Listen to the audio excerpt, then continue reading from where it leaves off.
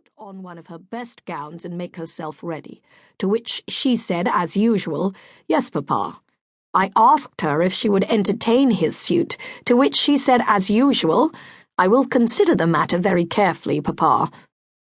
Mrs. Chadbury dabbed some rice powder on her nose and said wistfully, "If only she would accept him. Perhaps she is simply being flighty because of her youth." "Youth? She is 19, Mrs. Chadbury, a grown woman and shortly to be an old maid, an ape leader, if she continues so."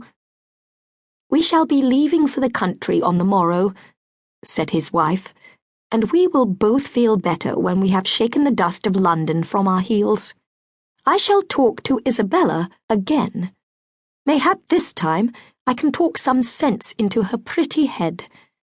She rang the bell and ordered a servant to tell Miss Isabella to attend her mother. Mr. Chadbury rose and deposited a kiss on his wife's cheek.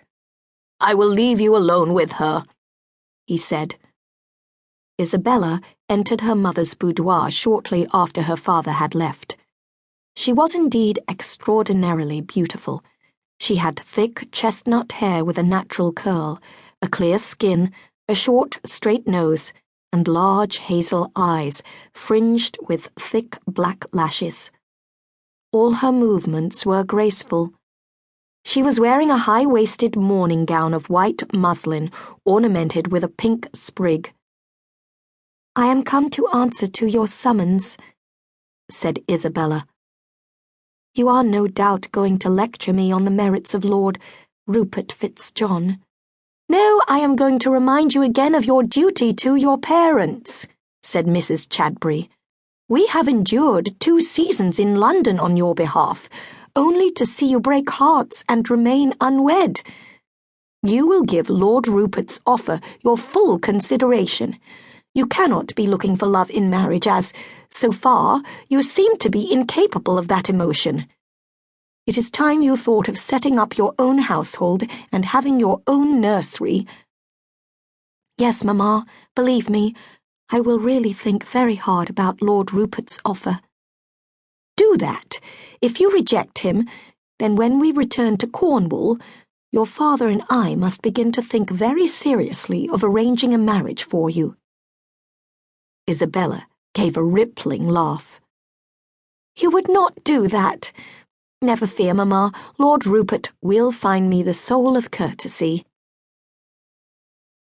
Lord Rupert Fitzjohn strolled into Malmbrook Square in London's fashionable West End and approached the Chadburys' townhouse. He was a tall young man with thick brown hair, a tanned face, fine black eyes, and full, sensual lips. His waist was a trifle too thick to please sticklers for high fashion, as were his ankles, but his shoulders were broad, and his long feet were fashionably narrow. He had never proposed marriage to any woman before, and, up until he had seen Isabella Chadbury, had not intended to.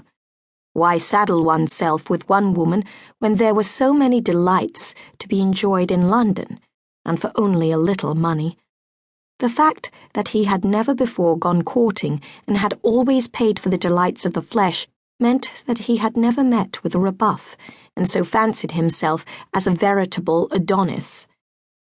But now he longed to make Isabella Chadbury his, to crush all that cool beauty in his arms, to be an object of envy. He was not surprised that Mr. Chadbury had given him permission to court Isabella. Lord Rupert knew his own worth. He was rich and handsome, and he knew he was privately listed as one of the best catches on the marriage market. That the Chadburys were extremely rich as well was a bonus, the icing on the cake.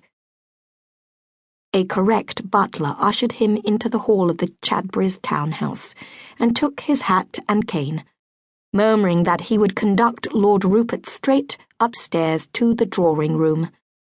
The faint look of strain on Mr. and Mrs. Chadbury's faces escaped Lord Rupert. He had eyes only for Isabella. When he entered, she was seated at the window, the sun shining on her thick chestnut hair.